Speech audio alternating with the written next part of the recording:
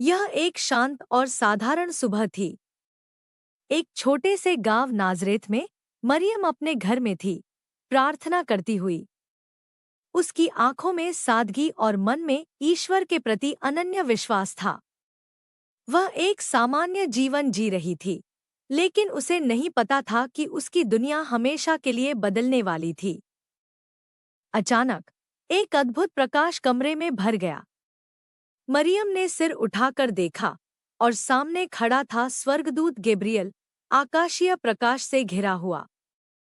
उसका स्वर शांति से भरा था जब उसने कहा, प्रणाम, हे कृपापूर्ण नारी, प्रभु आपके साथ हैं।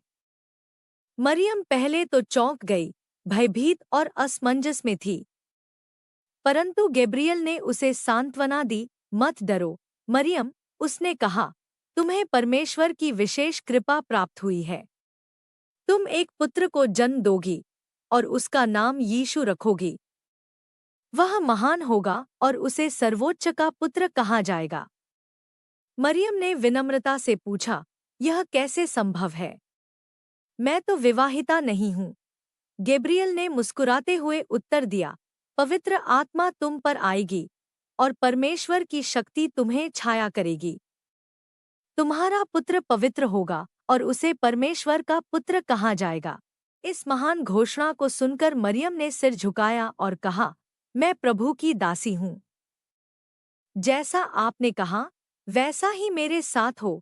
उसके दिल में अब न कोई भय था, न कोई संदेह, केवल परमेश्वर की इच्छा को पूर्ण करने का संकल्प। गैब्रियल ने उसे आशीर्वाद दिया और धीरे धीरे स्वर्ग की ओर लौट गया। मरियम अकेली थी, लेकिन अब वह केवल अकेली नहीं थी। उसके हृदय में एक नया जीवन पल रहा था, जो संसार के उद्धारक के रूप में आने वाला था।